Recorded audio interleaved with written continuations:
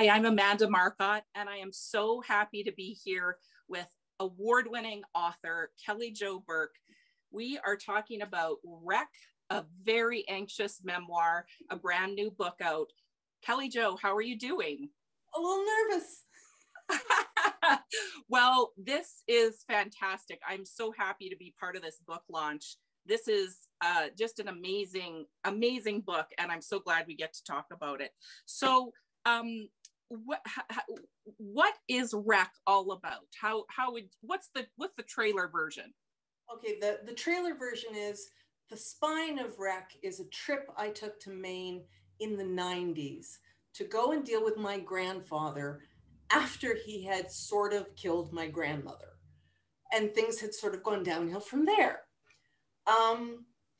And so that's the main spine of the story. And then there's two others. One is just me trying to figure out what kind of people I come from. That is the main spine of my memoir. And the third is a trip that I took with my partner just a couple of years ago to go back to the house where all this happened and figuring out what it meant and why it happened and why I processed it the way I did.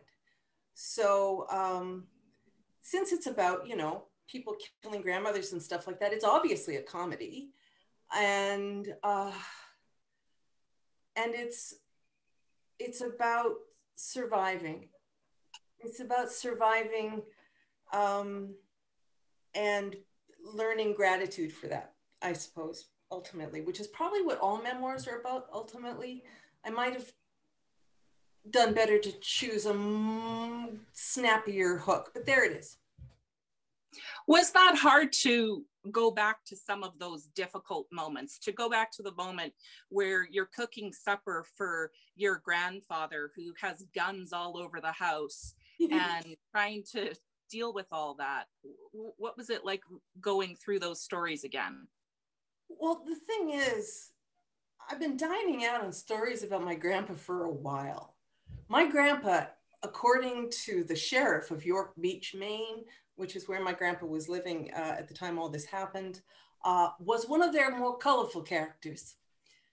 He had, in fact, 36 loaded weapons in the house at most times, including a Luger in the bird feed box, which I thought was overkill. And he was a very difficult person in a lot of ways. He was a man of the 20th century. He was born with that century. He died at the end of that century. He was a racist. He was violent. He was sure. He was sure of everything. He knew he was right about everything. And he was a very challenging person.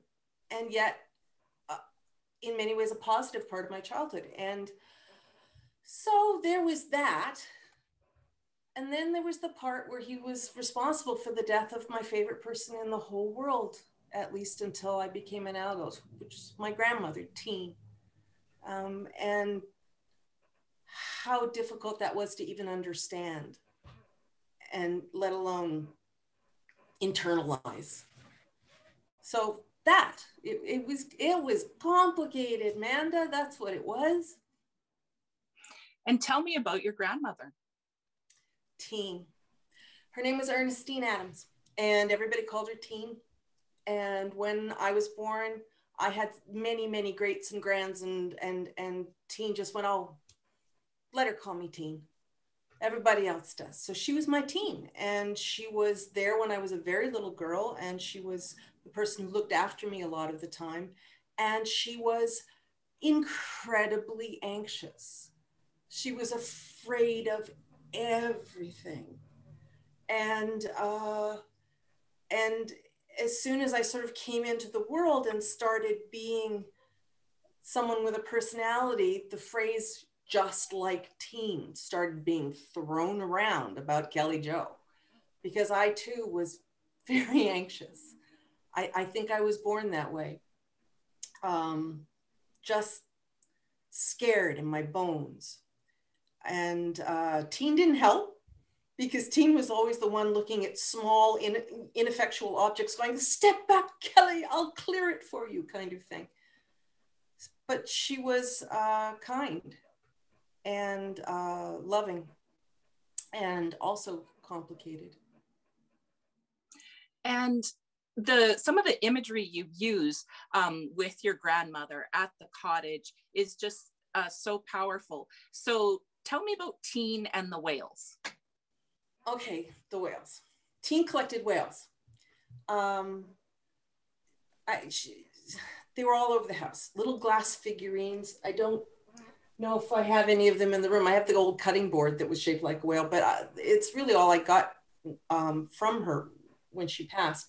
She had hundreds of figurines of whales. She had objects shaped like whales. She had a cutting board shaped like whales. She had whales on the curtains. She had whales on her handkerchief.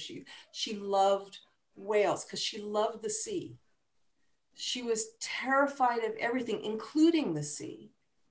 Like she lived in desperate fear of it, but she loved it more than she feared it, and took enormous comfort from it. And so I sort of acquired her fetish, and I have whales all over the house. And the story starts actually after you get past the customer warning with the whales. Because when I went back, I became convinced I needed to do something about Teen being dead. And so I'm just going to read, I have a little story about what I did, and I'm going to read it in three parts so we don't drone on too long. But this chapter is the first chapter of the book, and it's called The Whales, 1996. I stumble over the rocks. Tide's out. Something I should have known, would have known if this was still home. I can hear the lash and rustle of the water much farther away than I'd hoped. And it is so dark. Be careful, honey.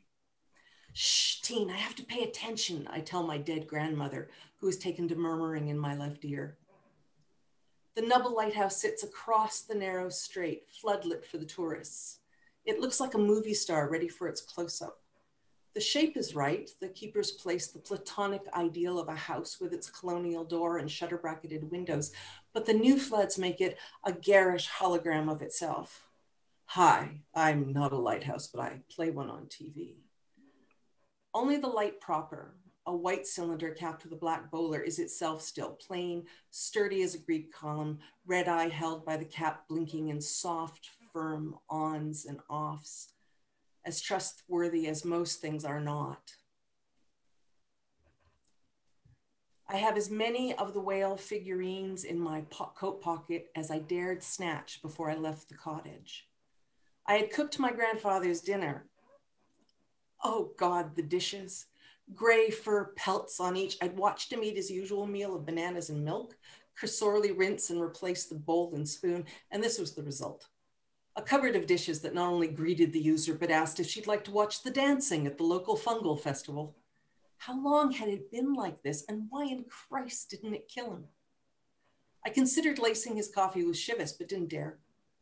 Cataract surgery had brought one sharp eye back into use in my grandfather's face, and when alert, he didn't miss a trick. So I had to wait for the eye. I want to call it beady, but it wasn't. It was mistrustful, the eye of a toddler whose treat has been snatched by a passing mongrel, angry and on the verge of tears. What a way to spend a century. I waited for the eye to close, and then I grabbed my trench coat. I'm going for a walk to the Nubble, I said. Stopped at the bookcase by the door, where a dozen of Teen's whale figurines lived. Tried to be mouse still, mouse silent, grabbed 5 from the dusty shelf, heard him stir.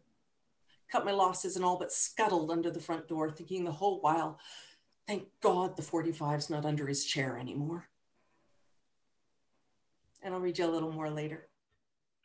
Yeah, it's just so unbelievable, the beauty of the place compared to almost kind of an everyday horror situation. Right? I suppose.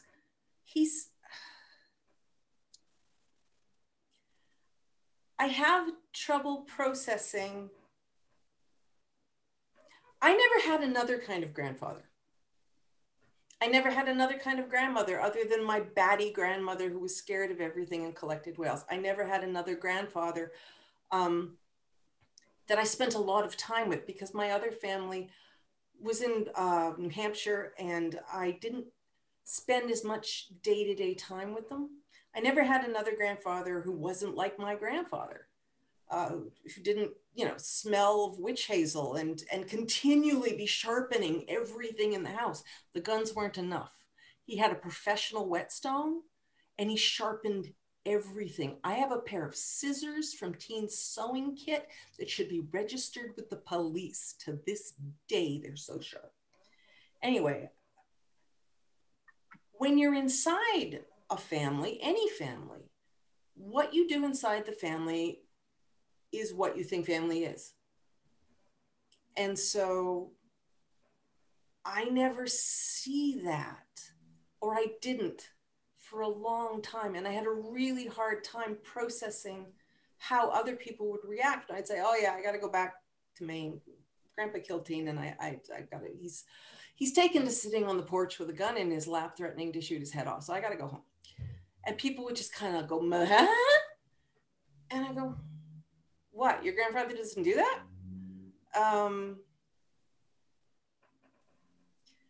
And then it sort of occurred to me that it would be a worthwhile pursuit to figure out why that seemed just normal.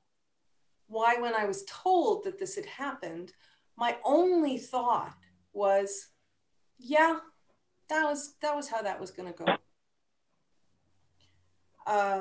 So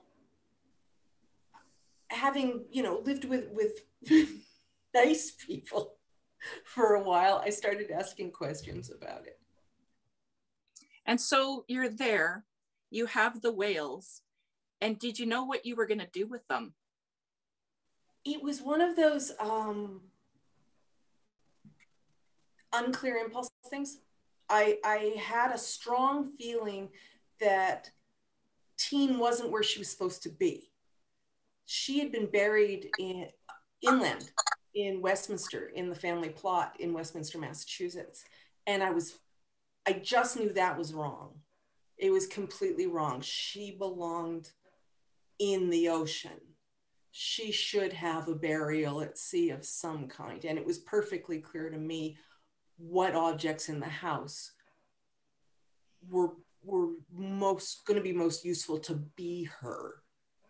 And then I just had to steal them. And of course, I had asked if I could have some of the whales, and my grandfather said absolutely not. I couldn't touch anything. So I had to steal them, and I had this trench coat. So I was just slipping whales in and trying to get out the door without them rattling, and then driving over to the lighthouse, the Nubble lighthouse, which is like right off my grandparents' place, which is a quarter mile to sea. They're on a peninsula that sticks a quarter mile to sea, and then there's the peninsula, and then the island and the lighthouse. So I went over to get as close as I could to the lighthouse, and I tried to get her there. I just tried to get her there. And it didn't really go well.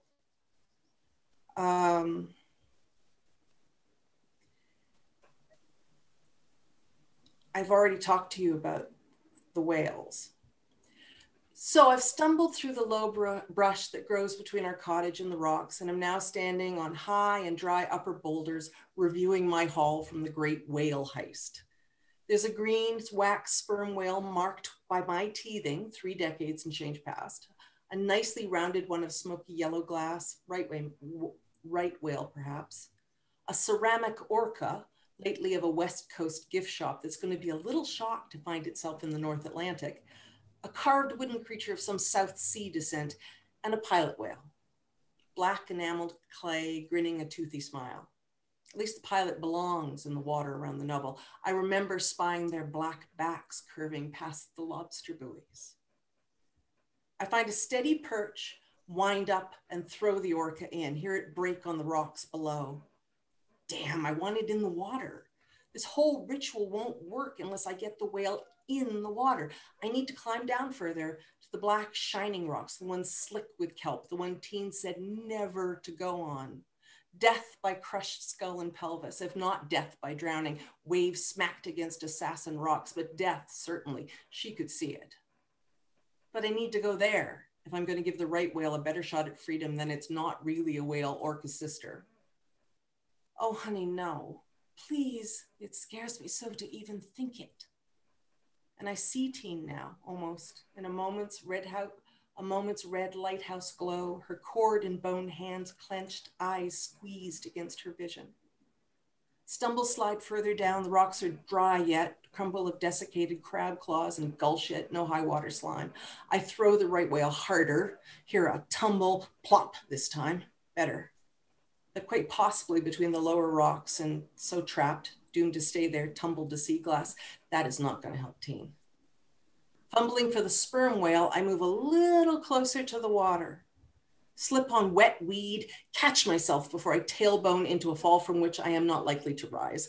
Pay with barnacle cuts all over my palms. I'm gonna fall in.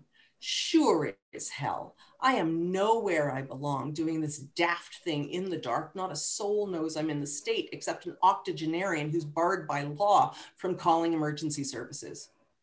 And even if rescue came, what would I say? I am freeing a very few of the dozens of whales my grandmother collected because I didn't free her.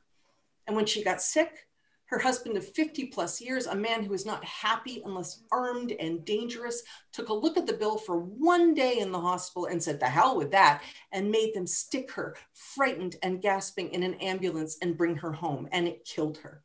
The same day he killed her. So I am throwing cetaceous collectibles into the sea. It seems the thing to do. Death by sea battering doesn't sound too bad compared to that conversation. Look down at the next rock. Sea moss and snails clearly clinging, the snap and bubble of life waiting for the tide to return. No, you mustn't. I'm going to do this thing. I will pace my steps by the Nubble's steady gleam, half crawl a little further, bleed a little more until I can set at least one whale swimming, and tell that whale to take teen with her, to the lighthouse and beyond, to the open ocean, wide and swelling, where her heart will come to slow roll like the sea, her fear resolve into wrack and foam and finally wash away. It is not a wish, but an intention. Take care, honey. Oh, take care.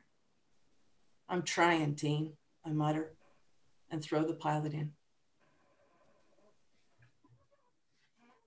So I did it. And I got back up from the rocks. Not broken, but certainly battered.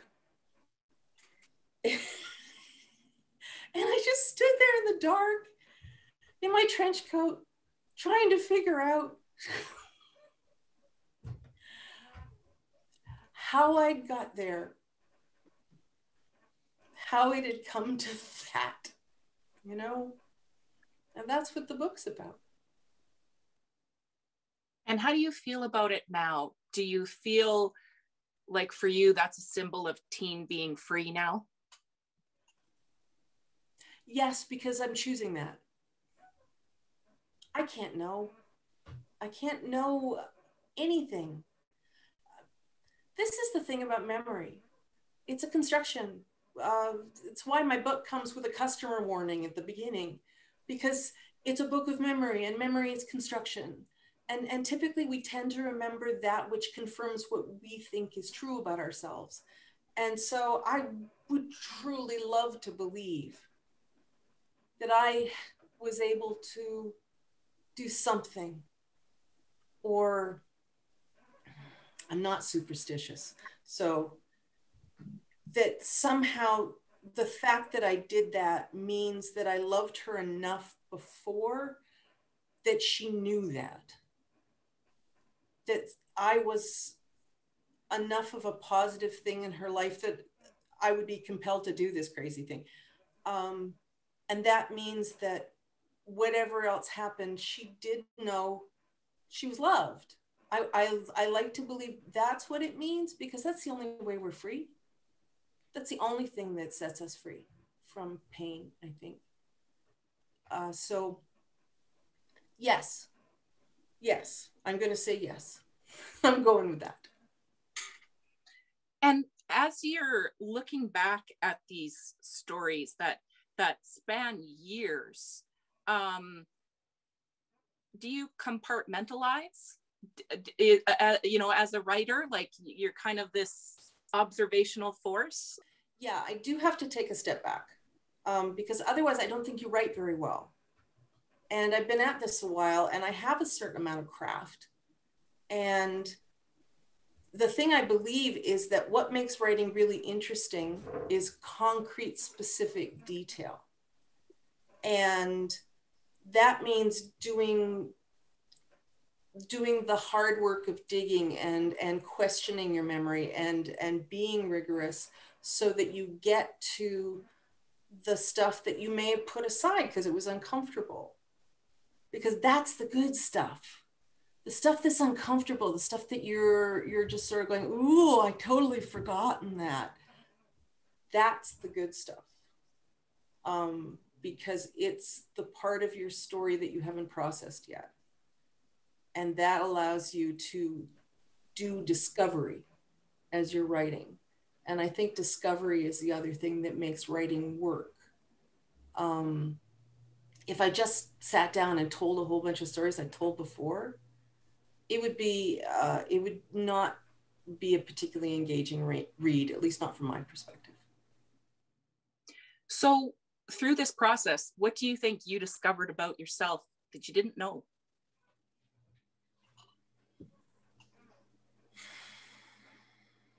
I think I discovered a few things.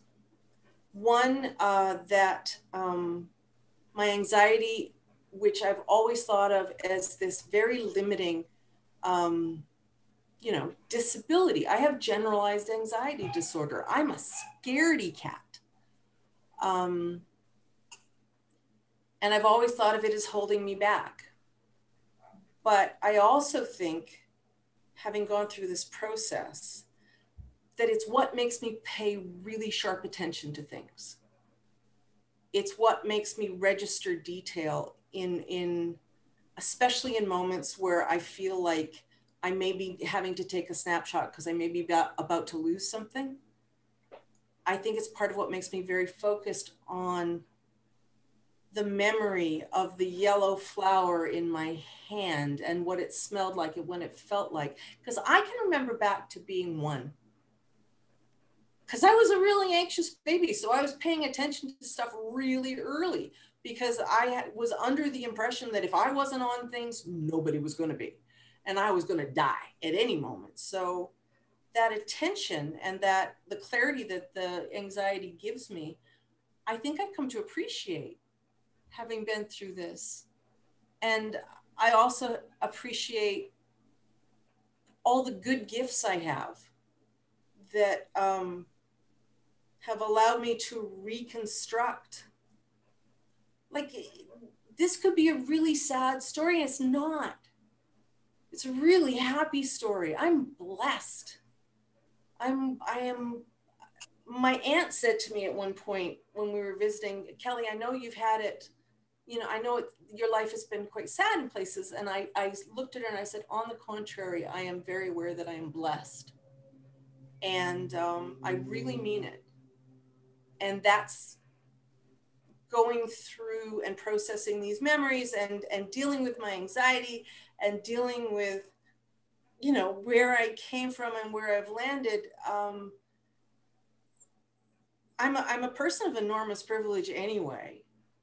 Like I'm here, in my warm, comfortable house with a good education and very few of the obstacles that most people in the world have to deal with. So any amount of whinging is unseemly anyway. But I'm also specifically very blessed. And I think that's what I learned. When you look at it, is there a certain timing to writing a book like this? I mean, you can't write something like this when you're 21, right? You can't write something like this when you're 21 because it's from the perspective of somebody who's approaching 60. But I teach creative nonfiction, and I teach 19-year-olds and 20-year-olds primarily. It's a second-year university course, and people always go, oh, what do they have to write about? Because it's a writing from life program. And I go, you cannot believe it. You cannot believe what every human being can share if they are encouraged to look in and value what's there and move it into language. Every human being can tell a story. Every human being has a story to tell. I just think that this one, if you can't cover 60 years if you've been 20, it's not going to work for you. Yeah, exactly. Exactly. So do you have one more reading for us? I do.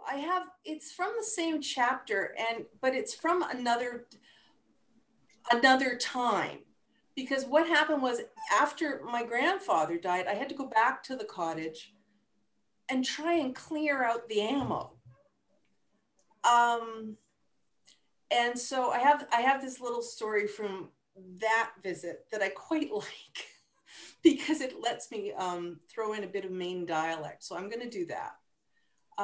It had taken months after my grandmother's death for the cops to seize all the old man's guns.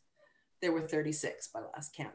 He had to use one criminally, brandish it at someone in a not I am well within my brandishing rights sort of way, and then they could seize it.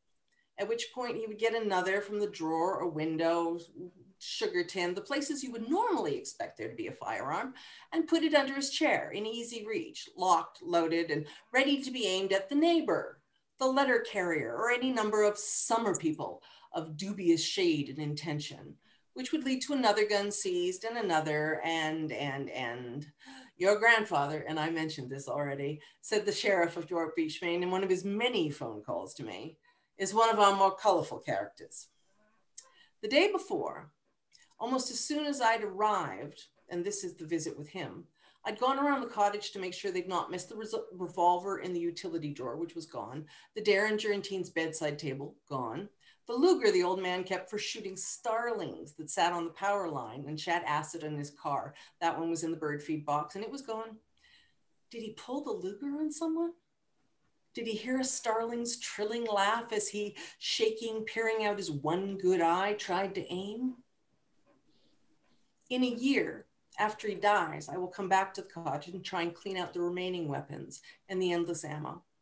The sheriff's office will tell me to turn the bullets into them. They will use them for target practice. I wonder what kind of practice they'll do with the shot for what looks like an elephant gun. No matter. I will load up the ordnance and go and turn it all in. The look on the desk clerk's face behind the bulletproof glass, because while relentlessly quaint, York Beach, Maine is still in the United States of America, as she watches me waddle in, bent over by 2 grocery bags and my trench coat clinking with bullets, cartridge and pellet 22 and 44 in boxes and bags and jars, and some 100 or so simply clattering like loose change, is worth the effort. I called, they said to give this stuff to you. She points at the arched pass-through indentation where the glass meets the metal counter. I start with the boxes of bullets small enough to fit through. I move on to the Miracle Whip jars, the jumbo Ziplocs, tip and pour and pull handfuls from my pockets. A downpour of bullets pings and clatters under the gate. The metal din prodigious. We lock eyes, waiting out the rain. In the silence that follows the last bullet's fall, she says, "You'd be Mr. Adams' granddaughter." Yeah. And here I explained that yeah is a Southern Maine expression, which technically means yes, but actually means more like, obviously, I can't believe we're having this conversation, and were you dropped on your head as a child? Variations include yeah, which is kinder and includes an invitation to go on. Yup, yup, yup, yup, yup, yup, yup, which means so it goes, or it is as one would expect, and yeah, as a sudden intake of breath. I was right, of course, or less frequently, dear God in heaven, you were right. Anyway, yeah, I'd be Mr. Adams' granddaughter. Oh, Kelley Jo, there were so many points in the book that I was just so verbal as I was reading it. Andy, oh my gosh, she's got grocery bags of bullets, and there's a Miracle Whip jar, and it was just it's hilarious and horrifying. One time I went to the cottage, when my grandmother was alive. I was sleeping in her room, and I reached into the bedside drawer to get a Kleenex, and I pulled out the loaded Derringer, and I'm like weighing it in my hand, going, this is it doesn't even have a safety. I mean, you can imagine. I never took my children. The children never stayed in that house, not as long as the guns were. We never. It was nuts, but it was normal for them.